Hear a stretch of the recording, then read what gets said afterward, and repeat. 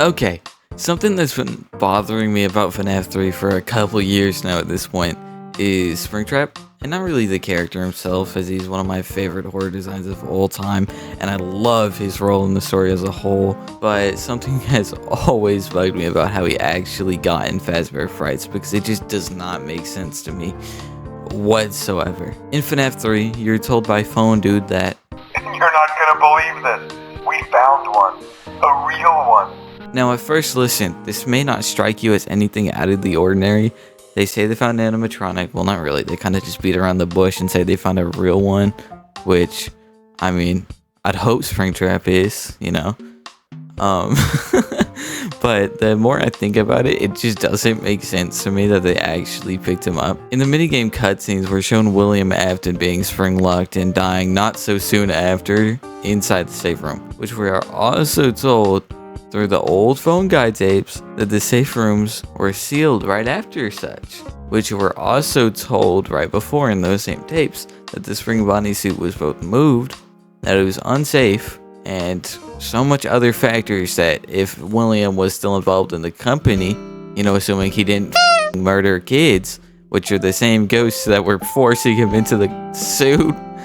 Now I need you to understand though that this means that Phone Dude and Co had went to Freddy's, broke down a random wall, or a wall had collapsed prior. You know, I would understand because it's a safe room wall that they quickly boarded up, but this also wouldn't make sense because you'd assume William, you know, considering we've seen him tweaking on the floor and twitching all over the place, that he would just get up and leave at some point if he can also just walk around Fazbear Frights without power. So obviously they broke it down themselves. But this would also require both William to let them take him, which I guess if he knew he was in the suit, which he definitely did by that point, I would understand him doing such because he wants to get out. And this also means that they saw the level of damage, the decay, the nastiness of the suit, and the rotting corpse that was probably stinking up the whole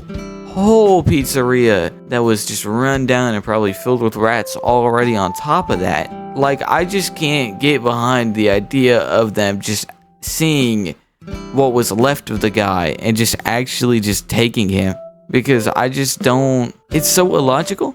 Like, they had such honestly low damage, pretty good looking props for the most part when it came to other stuff, like clean looking parts of the toys, different suits that they had lined up. Everything looked so much cleaner, and they picked up this weird rotting nasty animatronic, and then on top of that they also had like entire working camera systems that got working from there.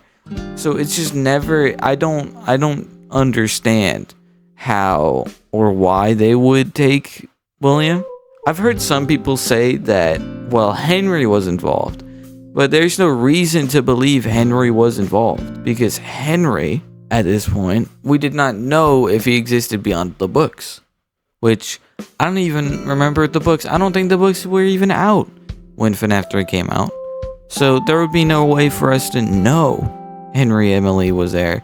And I guess, yeah, we could get the more details later, but why would he try and burn Springtrap, fail once, and then proceed to both know he's out there and then also know to burn him again?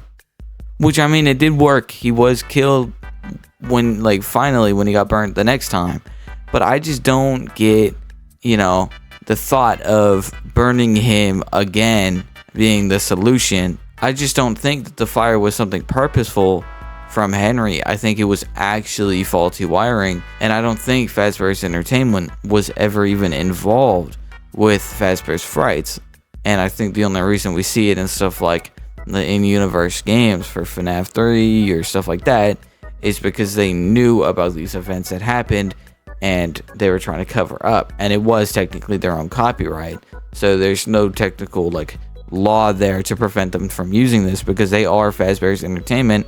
They should have the ownership over the term Fazbear. So, if anything, they'd be able to sue Fazbear's Frights if they really wanted to, but I guess they used it as a pushing point. Which, you know what? I get. I understand. So yeah, this has always made so little sense. Like I said, if the obvious rotting corpse wasn't enough to sway them from moving it around or even to call the police. Because, oh my god, if I saw that, I would think I just found some like 40-year-old murder case.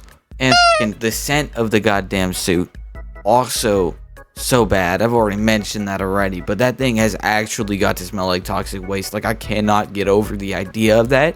Like, it's like rotted corpse in a cloth and metal suit that's been locked in a leaking, probably humid room alone for 30 to 40 years with rats and all these fucking things.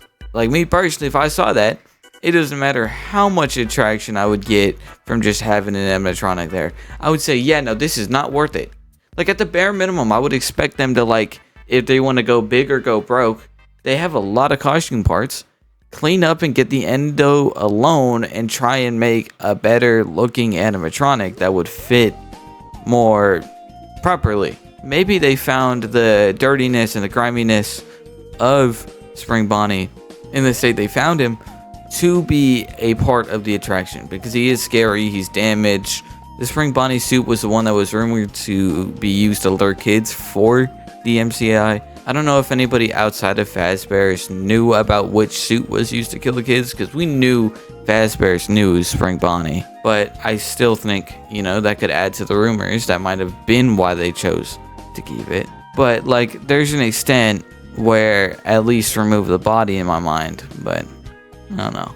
Judging by their voices, I think phone duding everything would be a bunch of young adults or teenagers, likely children of kids who had grown up with the original Freddy's and were infatuated by the stories they were told by their parents, which were probably folklore at this point. But there's a point where I can't really suspend my disbelief in the fact they wouldn't just leave it there, or like I said, clean up the endo or put other suit parts they found on it. FNAF is a series with a lot of wacky, nonsensical stuff, but I swear I've never questioned any of it in my life, or anything in this series more than I have them actually picking up this animatronic. Because the rest, you know what, I can get.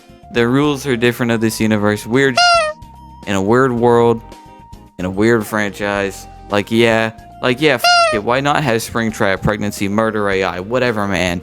But this is just a whole bunch of poor decision making that I've been questioning for like a decade at this point. Well, that's about all I had to say on this. I just felt like ranting because this has literally never made sense to me.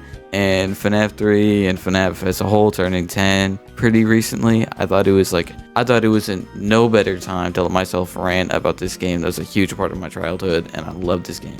I've been Junie. Thanks for watching. Subscribe only if you enjoyed though, and have a good night.